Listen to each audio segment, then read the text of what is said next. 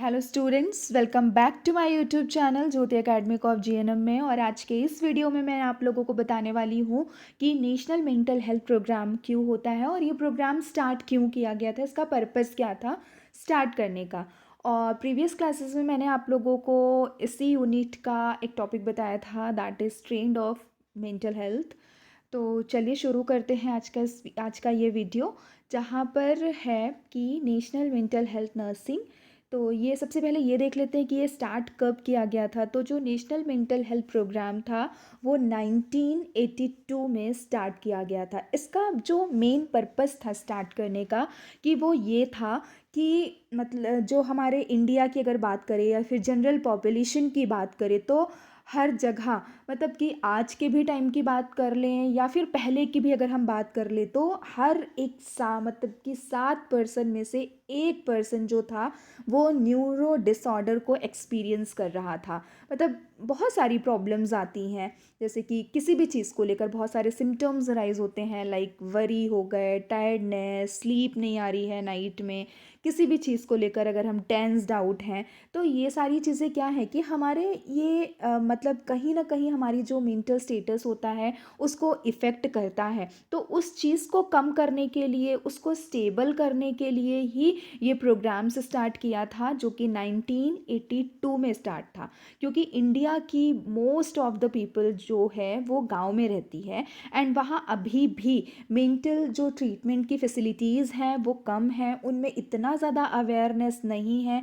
जैसे कि बहुत सारी जो फैसिलिटी अब के टाइम में चल गई हैं, अवेयरनेस की कमी है उन लोगों के अंदर, इतने ज़्यादा वो लोग एजुकेटेड नहीं हैं कि चीज़ों को समझ पा रहे हैं। तो उसी प्रॉब्लम को दूर करने के लिए नेशनल मेंटल हेल्थ प्रोग्राम शुरू किया गया था। और नेशनल मेंटल हेल्थ का अगर हम एब्रीविएशंस की बात करें तो वो होगा NMHP। कभी कभी एग्ज़ाम में ये शॉर्ट फॉर्म पूछ लेता है और इसका फुल फॉर्म आपको लिखने के लिए आता है, तो आप प्लीज़ याद रखिएगा, इस चीज़ को ध्यान रखिएगा। देन अगर अब हम एम्स की बात करें कि नेशनल मेंटल हेल्थ प्रोग्राम का एम्स क्या था, तो एम्स उनका ये था कि सभी एज ग्रुप वालों को मेंटल हेल्थ की केयर की पूरी तरह से फैसिलिटीज़ अवेलेबल कराना, हर एक एज ग्रुप वालों को। अगर आज की भी बात कर लें, एक छोटा जो बच्चा है जो स्कूल नहीं जा पा रहा है, वो भी किसी ना किसी चीज़ से सफ़र कर रहा है, हम सब लोग सफ़र कर रहे हैं किसी ना किसी चीज़ को। तो यहाँ पर हर एक एज ग्रुप वालों को मेंटल हेल्थ की केयर की सारी फैसिलिटीज़ प्रोवाइड करवाना था। और जितने भी मेंटल डिसऑर्डर्स हो रहे हैं और जो मेंटल डिसेबिलिटीज़ वाले जितने भी लोग हैं उनको ट्रीटमेंट प्रोवाइड कराना। और भी क्या था कि इतना ज़्यादा हमारा इंफ्रास्ट्रक्चर नहीं था, जिसकी वजह से हम जो मेंटल प्रॉब्लम्स हैं उनको ट्रीट नहीं हो पा रहे थे। तो उसके लिए गवर्नमेंट ने एप्लीकेशंस भी यूज़ करवाए हैं, और फिर बहुत सारी न्यू न्यू टेक्नोलॉजीज़ आई हैं जिससे कि हम मेंटल हेल्थ प्रॉब्लम को रिड्यूस कर पाएँ, कम कर पाएँ। और मेंटली जो अनहेल्दी पर्सन है उनको एक अच्छा लाइफ देने के लिए ये भी हमारा मेंटल हेल्थ का एम था प्रोग्राम्स का। और मेंटल हेल्थ से मतलब कि जो मेंटली इल पर्सन है या अनहेल्दी पर्सन है, मतलब ज़रूरी नहीं है कि वो कुछ, मतलब कि ज़रूरी नहीं है कि उनको कोई डिसऑर्डर कॉज हो। लाइक अगर हम किसी तरह से किसी भी चीज़ से लेकर स्ट्रेस्ड आउट हैं, तो वो भी कहीं ना कहीं हमारे मेंटल जो स्टेटस है उस पर इफ़ेक्ट डाल रहा है।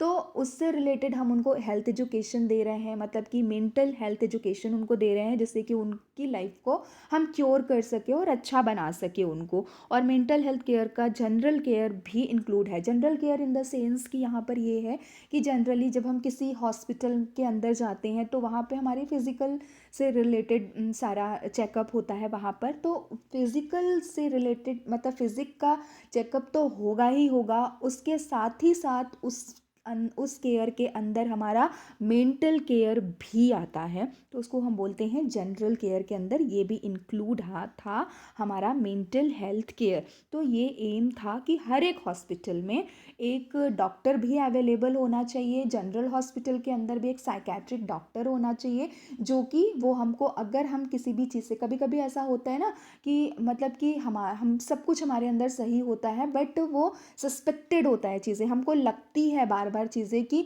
हमको कोई डिसीज़ हुआ है। तो ये सब क्या है, हमारा मेंटल प्रॉब्लम की वजह से ये सारी चीज़ें अराइज होती हैं। तो वो सारी, ये सारा एम था हमारा mental health national mental health programme का। अब क्या क्या स्ट्रैटेजीज़ उन्होंने अपनाई थी कि हम किस तरह से जो मेंटल स्टेटस है या मेंटली हेल्दी पर्सन को किस तरह से हम और अच्छा बना सकते हैं, या जो मेंटली इल पर्सन है हम उनको किस तरह से एक अच्छी लाइफ दे सकते हैं। तो नेशनल मेंटल हेल्थ प्रोग्राम के थ्रू प्राइमरी हेल्थ केयर के साथ ही साथ मेंटल हेल्थ का इंटीग्रेशन करना था। फिर मेंटल डिसऑर्डर के ट्रीटमेंट के लिए टर्शरी केयर इंस्टीट्यूशनल का वहाँ पे प्रावधान किया गया था, और central mental health authority and state mental health authority जैसे रेगुलेटरी इंस्टीट्यूशन के थ्रू मेंटली इल पेशेंट के जो स्टिग्मा होता है उस चीज़ को इरेडिकेट करना था पूरी तरह से, और उनको उनके राइट्स को प्रोटेक्ट करवाना था। ठीक है, ये सारी चीज़ें स्ट्रैटेजीज़ अपनाई गई थी। अब किस किस लेवल पे नेशनल मेंटल हेल्थ प्रोग्राम को स्टार्ट किया गया था, तो यहाँ पर देखिए 3 मेन कंपोनेंट्स आ रहे हैं। तो यहाँ पर 3 मेन सब प्रोग्राम्स हैं। ट्रीटमेंट पे है, ट्रीटमेंट प्रोग्राम्स है, रिहैबिलिटेशन सब प्रोग्राम्स हैं एंड प्रिवेंशन सब प्रोग्राम्स हैं।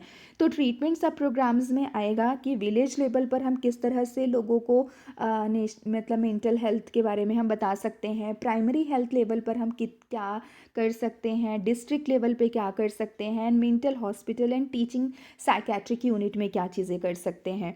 तो ये सारी चीज़ें हैं। तो यहाँ पर देखिए कि सबसे पहले हम देख रहे हैं कि सबसे पहले हम ये चीज़ देखते हैं कि जो हमारा ट्रीटमेंट सब प्रोग्राम में विलेज लेवल पर जो भी चीज़ें आ रही हैं, तो विलेज लेवल पर हम देखते हैं कि क्या क्या चीज़ें हम कर सकते हैं और वहाँ पे क्या क्या चीज़ें होनी चाहिए। तो village and sub centre level की अगर हम बात करें तो वहाँ पे मल्टीपर्पज़ वर्कर चाहिए। मल्टीपर्पज़ वर्कर लाइक कि MPW वाले वर्कर्स चाहिए, हेल्थ सुपरवाइज़र चाहिए, और सुपरविजन ऑफ मेडिकल ऑफिसर्स। ये सारे किसके सुपरविजन में रहेंगे? मेडिकल ऑफिसर्स के सुपरविजन के अंदर में कौन कौन रहेगा? आपके MPW हेल्थ वर्कर्स रहेंगे एंड हेल्थ सुपरवाइज़र रहेंगे। ठीक है, वो किसके अंडर में रहेंगे? मेडिकल ऑफिसर के अंडर में रहेंगे, जहाँ पर उनको ट्रेंड किया जाएगा किस चीज़ के लिए? कि साइकेट्रिक जो इमरजेंसीज़ हो रही हैं उनको किस तरह से मैनेज करना है। साइकेट्रिक इमरजेंसीज लाइक कि जैसे कि सपोज़ अगर कोई हाइपर एक्टिविटीज़ कर रहा है, कोई सुसाइड कमिट करने का कोशिश कर रहा है, कोई मतलब बहुत ज़्यादा सब्सटेंसेस यूज़ कर रहा है, तो इन सारी चीज़ों को हम किस तरह से मैनेज कर सकते हैं, इसको किस तरह से हम आइडेंटिफाई कर सकते हैं, ये सारी चीज़ें सिखानी थी। देन है maintenance and treatment for chronic psychiatric disorder. अब यहाँ पे क्रोनिक साइकेट्रिक डिसऑर्डर, क्रोनिक का मतलब है कि जो लॉन्ग पीरियड से चीज़ें चली आ रही हैं, तो उन सारी चीज़ों को किस तरह से हम मेंटेन कर सकते हैं और क्या उसका ट्रीटमेंट करना है, वो मतलब विलेज लेवल पर बताया गया था। स्पेशली बच्चों में इपिलिप्सी का डायग्नोज एंड मैनेजमेंट करना। इपिलिप्सी लाइक कि उनको जो झटके आ रहे हैं, तो झटके कब आते हैं? कि जब उनको ब्रेन में कोई प्रॉब्लम्स होती है तो उसकी वजह से उनको इपिलिप्सी के झटके आने लगते हैं। तो उस चीज़ को मैनेज करना, उसको अर्ली डायग्नोज कर पाना, ये सारा विलेज लेवल पे चल रहा है। देन है बच्चों में mental retardation and behavioural problem से रिलेटेड स्कूल टीचर्स एंड उनके पेरेंट्स से कांटेक्ट करना, कि कांटेक्ट करना इन द सेंस कि स्कूल में जाकर टीचर से बात करना, पेरेंट्स से पर्सनली मिलना, और उनके बच्चों का मेंटल रिटार्डेशन लाइक कि मतलब बच्चे की एज के साथ ही साथ उसका मेंटल डेवलपमेंट प्रॉपर तरीके से हो रहा है कि नहीं हो रहा है, ये सारी चीज़ों को वहाँ पर देखना है। इंटरव्यू सेशन करवाने पड़ते हैं, तो यहाँ पर स्कूल टीचर से मिलना पड़ता है, क्योंकि एक टीचर अपने बच्चे को, अपने स्टूडेंट्स को बहुत अच्छे से जानती है, as well as their parents के साथ करना है। देन है counselling problems related to alcohol and drug abuse, कि जो लोग बहुत ही ज़्यादा सब्सटेंसेस यूज़ करते हैं, ड्रग एडिक्शन होते हैं, अल्कोहल ले रहे हैं, ड्रग ले रहे हैं, ओवरडोज ले रहे हैं, उन लोगों की प्रॉब्लम्स को समझना और फिर उससे रिलेटेड उनको काउंसलिंग देना, ये सारी चीज़ें हमारी village and sub centre level पे हो रही थी। फिर है आपका फिर यहाँ पर देखिए कि हमारा प्राइमरी हेल्थ सेंटर लेवल पे क्या क्या चीज़ें हो रही हैं। तो medical officers of primary health centres aided by health supervision to be trained for कि मतलब हेल्थ सुपरवाइज़र को मेडिकल ऑफिसर्स के अंडर में ट्रेन करना था। तो यहाँ पर क्या है, supervision of MPW performance. MPW मतलब कि मल्टीपर्पज़ वर्कर जो होते हैं वो मेल भी हो सकते हैं, फीमेल्स भी हो सकते हैं।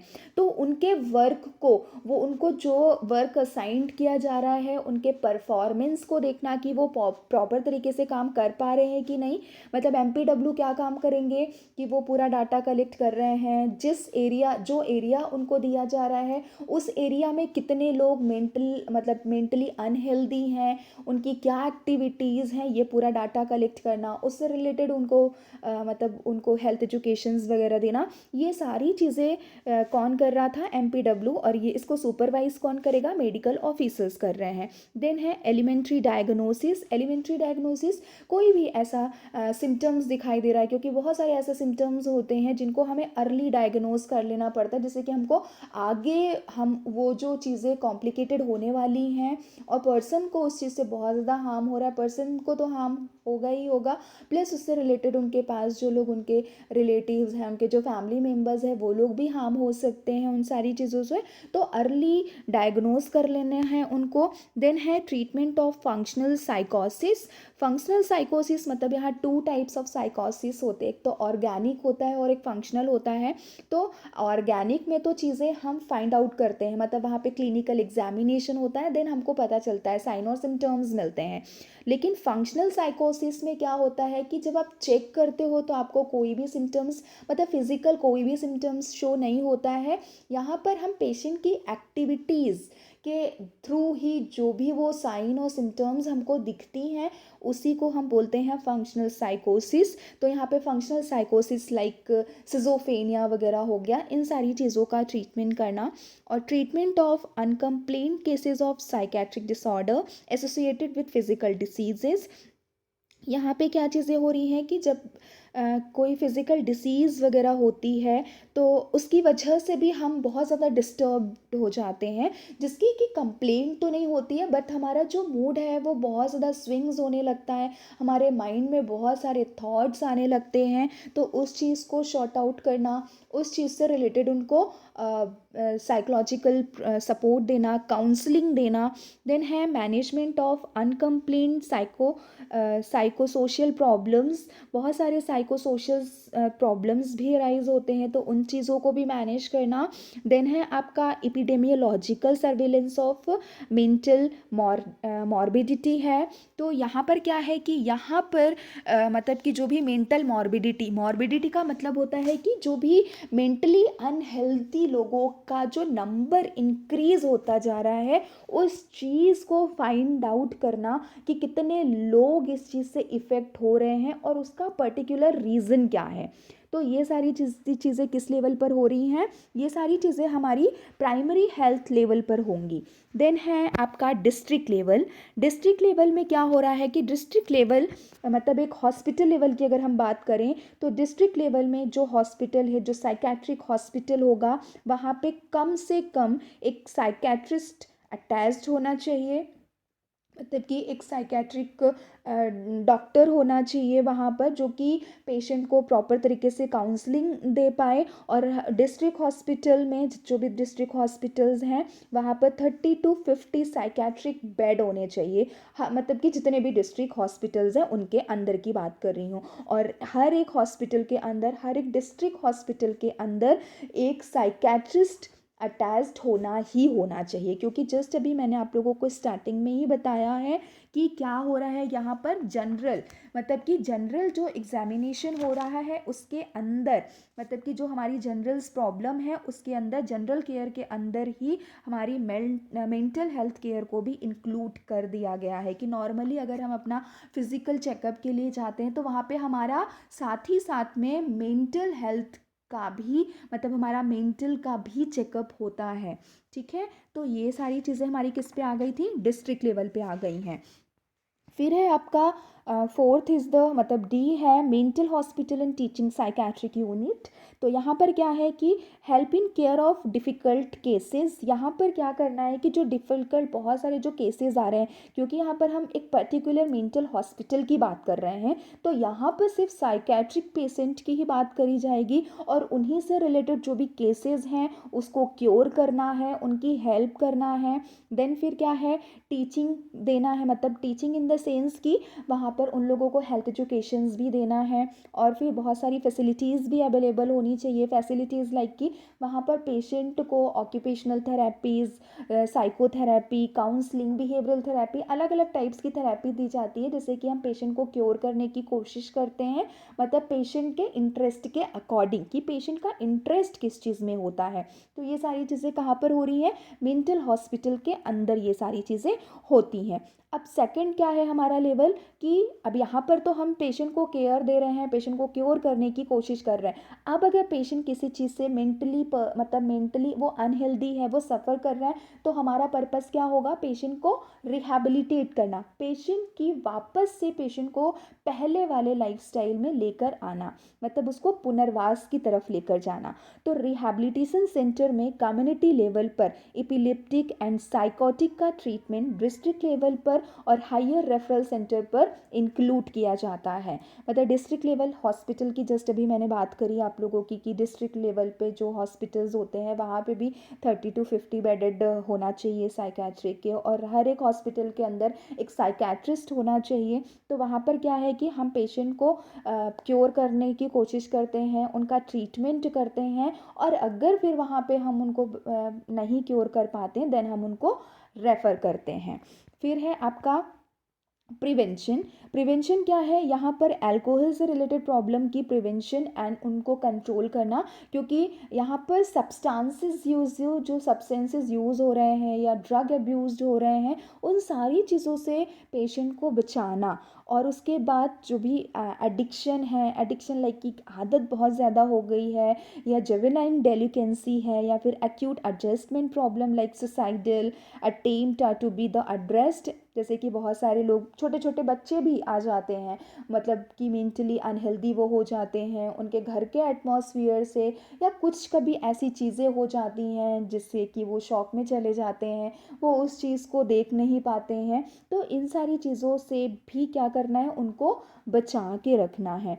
अब क्या क्या चीज़ें, वार्निंग साइंस क्या हो सकते हैं कि एक मेंटली इल पर्सन के, तो इन यंग चिल्ड्रन की अगर बात करी जाए तो स्कूल परफॉर्मेंस में चेंजेस आना। स्कूल परफॉर्मेंस में चेंजेस लाइक कि अगर हमारे फैमिली का माहौल सही नहीं होता है या पेरेंट्स अगर उनके वर्किंग में दोनों होते हैं तो वो अपने बच्चे को ध्यान नहीं दे पाते हैं। तो जब बच्चे को अगर हम ध्यान नहीं देते हैं तो बच्चा जो स्कूल जा रहा है उसकी स्कूल की परफॉर्मेंस में भी बहुत ज़्यादा चेंजेस आ जाते हैं। तो बच्चा कहीं ना कहीं वो मेंटल उसका डिस्टर्बेंस आने लगता है। देन कभी कभी ऐसा होता है कि कुछ कुछ बच्चे ऐसे होते हैं कि वो पूरा अपना एफर्ट तो डालते हैं, लेकिन जितना वो एफर्ट डालते हैं उस एफर्ट के अकॉर्डिंग उनका अगर रिजल्ट नहीं आता है तो भी उनको अच्छा नहीं लगता, तो भी वो कहीं ना कहीं डिस्टर्ब्ड हो जाते हैं। फिर उसकी वजह से उनकी स्लीपिंग एंड ईटिंग हैबिट्स में चेंजेस आ जाते हैं, वो हाइपर एक्टिविटीज़ करने लगते हैं, लाइक उनको बार बार गुस्सा आने लगता है, तोड़ फोड़ ये सारी चीज़ें कर देते हैं। तो ये साइंस हैं मेंटली इल पर्सन के, स्पेशली यंग चिल्ड्रंस के। फिर है ओल्डर चिल्ड्रंस, या फिर है आपका एडोलेसेंट एज की अगर बात करें तो सब्सटेंसेस यूज्ड की बात हो रही है यहाँ पर। तो यहाँ पर क्योंकि बच्चा ग्रोइंग पीरियड में होता है, यहाँ पर उसके जो पीयर ग्रुप्स होते हैं, उसके न्यू फ्रेंड सर्कल्स बनते हैं, तो वहाँ पे अलग अलग टाइप की एक्टिविटीज़ हो रही हैं, बच्चा किस लोगों के साथ रह रहा है, कैसे रह रहा है, अगर हम पेरेंट्स ध्यान नहीं देते हैं तो बच्चा गलत रास्ते पे जाने लगता है। तो ऐसे में बच्चा क्या कर रहा है क्या नहीं कर रहा है, तो इस तरह से बच्चा आगे गलत रास्ते में चलने लगता है, तो वो सब्सटेंसेस यूज करने लगता है, लाइक कि वो अल्कोहल डिपेंडेंट हो जाता है, स्मोक करने लगता है, बहुत सारी चीज़ें हैं। फिर है inability to cope with the problem and daily activities. तो जो उसकी डेली एक्टिविटीज़ हो रही है उससे वो कोप अप नहीं कर पाता है, ठीक है, बहुत सारी प्रॉब्लम्स से। फिर क्या, सेम एज उसके बीच स्लीपिंग एंड ईटिंग हैबिट्स में चेंजेस आ जाती हैं। फिर है कि बहुत ज़्यादा, अब क्योंकि वो एक एडोलेसेंट एज में हो रहा है, तो एडोलेसेंट एज में यहाँ पर क्या होगा कि यहाँ पर बहुत सारे फिजिकल चेंजेस भी आएंगे, तो उसकी वजह से भी वो थोड़ा सा डिस्टर्बेंस आती है। फिर यहाँ पे है changes in ability to manage responsibility at home and school. School की भी जो रिस्पॉन्सिबिलिटीज़ हैं, देन घर की रिस्पॉन्सिबिलिटीज़ हैं, तो उस चीज़ को मैनेज करने में वो प्रॉपर तरीके से एबल नहीं हो पा रहा है, इसमें भी बहुत सारी चेंजेस आ जाती हैं। फिर है prolonged negative moods often accompanied by poor appetite और थॉट्स ऑफ डेथ। कभी कभी होता है कि बहुत लॉन्ग टाइम से हम किसी निगेटिव थॉट्स की तरफ जाते हैं, तो जब भी हम किसी निगेटिव थॉट्स की तरफ जाते हैं या फिर हमारा मूड स्विंग्स होता है, तो वो हमारे डायरेक्ट एपेटाइट पे इफ़ेक्ट डालता है, मतलब कि हमको खाना नहीं खाना है। जनरल हम अगर किसी चीज़ से गुस्सा हो जाते हैं या हम किसी चीज़ को लेकर बहुत ज़्यादा सोचते हैं, हम कंफ्यूज रहते हैं, हमारे मूड स्विंग्स होते रहते हैं, तो हम खाना नहीं खाते हैं, और कभी कभी हम इतने ज़्यादा डिप्रेस्ड हो जाते हैं कि वो हमारे डेथ का भी रीज़न बन सकता है। तो ये साइंस थे एडोलेसेंट के। देन है एडल्ट एज की, यंग एडल्ट की बात करें तो कंफ्यूज्ड थिंकिंग है, क्योंकि अब ये एक ऐसे स्टेज पर आ चुके होते हैं कि जहाँ पे उनको स्टेबल होना होता है, जहाँ पे उनको सेल्फ डिपेंडेंट होना पड़ता है, वो कॉलेज में जा चुके होते हैं, उनको जॉब करना पड़ता है, तो वो कंफ्यूज्ड हो जाते हैं बहुत सारी चीज़ों को लेकर। और फिर जब हम किसी चीज़ में आगे बढ़ना चाहते हैं, बार बार कोशिश करने के बाद भी हम फेल हो जाते हैं, तो हम कहीं ना कहीं डिप्रेशन की तरफ भी जाने लगते हैं। फिर है की फीलिंग बहुत ज़्यादा, हमको हाई एंड लो की फीलिंग आने लगती है। हर किसी से बहुत ज़्यादा कभी डर लग रहा है, एनजाइटी बहुत ज़्यादा होने लगती है, हम लोगों से अलग होने लगते हैं। फिर है एंगर बहुत ज़्यादा आता है, गुस्सा बहुत ज़्यादा आता है, बहुत सारे स्ट्रॉन्ग से थॉट्स आते हैं, कभी कभी हमको सुसाइड के भी थॉट्स आते हैं। तो ये सारी एडल्ट के मेंटली इल होने के साइन और सिम्टम्स होते हैं। तो अब यहाँ पर एक नर्स का रोल क्या होना चाहिए in the national mental health programme के अंदर। तो mentally healthy in the community, community के अंदर जब एक नर्स वर्क कर रही होती है, तो वो जिस एरिया में वर्क कर रही होती है, वहाँ पर उसको मेंटली हेल्दी पर्सन के कैरेक्टरिस्टिक्स को सबसे पहले तो उसको समझना होगा। देन वो normal behaviour and abnormal behaviour को तभी वो डिफ्रेंशिएट कर सकती है। तो यहाँ पर नर्स का रोल भी यही है कि वो मेंटली हेल्दी पर्सन के कैरेक्टरिस्टिक्स को समझें, मतलब उसकी विशेषताएं को समझें, देन वो नॉर्मल बिहेवियर और एबनॉर्मल बिहेवियर वाले पर्सन को डिफ्रेंशिएट करें। फिर कम्युनिटी एरिया में रह रहे लोगों का जो मेंटली इल पर्सन है उनको आइडेंटिफाई करना, आइडेंटिफाई करने के बाद उनकी हम क्या केयर कर सकते हैं, कैसे काउंसलिंग दे सकते हैं, ये सारी चीज़ों को मैनेज करना। देन उनको फर्स्ट एड प्रोवाइड करना ड्यूरिंग इमरजेंसीज, अगर कोई इमरजेंसीज आ रही हैं तो। फिर कम्युनिटी हेल्थ सेंटर में मेंटली इल पर्सन की केयर रिलेटेड उनकी हेल्प करना। तो मतलब मेंटली इल पर्सन की जो भी केयर हो सकती है, जिस तरह से भी हम उनको असिस्ट कर सकते हैं, वहाँ पर उनका हेल्प करना। और मेंटली इल पर्सन को और उनके फैमिली मेम्बर्स को मेंटल हेल्थ से रिलेटेड एजुकेशंस देना। फिर कि जो भी वहाँ पर हेल्थ वर्कर्स हैं उनको ट्रेनिंग प्रोवाइड करना related to mental health care, कि किस तरह से हम लोगों को मेंटल हेल्थ केयर वगैरह प्रोवाइड करना है, कैसे हमें उनको काउंसलिंग देनी है, किस तरह से हमें, क्योंकि जब कोई भी साइकेट्रिक इमरजेंसीज आती है तो उस समय पेशेंट कैसे भी कर सकता है, बहुत ज़्यादा हाइपर एक्टिविटीज़ कर सकता है, आपको भी अपने आप को भी हार्म पहुँचा सकता है, प्लस वो आपको भी हार्म पहुँचा सकता है। तो उस चीज़ से हमको किस तरह से कोप अप करना है, किस तरह से प्रॉब्लम को फेस करनी है, और पेशेंट को आपको सेफ रखते हुए ही पेशेंट को किस तरह से हार्म होने से बचाना है, ये सारा ट्रेनिंग देना है। देन है supervision and monitor the activities of health worker related mental health care. यहाँ पर सुपरवाइज भी करना है हेल्थ वर्कर को, जो भी हम उनको काम दे रहे हैं मेंटल हेल्थ केयर से रिलेटेड, क्योंकि वहाँ पर जो मतलब मेंटली इल पर्सन होते हैं, मैं ये नहीं बोल रही हूँ कि सभी mentally ill person hyperactivities हो सकते हैं, वो मतलब क्योंकि उनके ऊपर हम नहीं भरोसा कर सकते हैं, क्योंकि उनका माइंड डिस्टर्ब्ड है, वो कोई भी एक्टिविटीज़ कर सकते हैं। तो हमको वहाँ पे काम रहना है और उनको हैंडल करना सीखना है, तो उस चीज़ को सुपरवाइज़ करना है। हमें ऐसे पेशेंट को डांटना नहीं है, उनको मारना नहीं है, उनको बांध के नहीं रखना है, ये सारी चीज़ें करनी। तो इन सारी चीज़ों को हमें वहाँ पे ऑब्जर्व करना पड़ता है। देन है participate in various therapies used in treating psychiatric patient.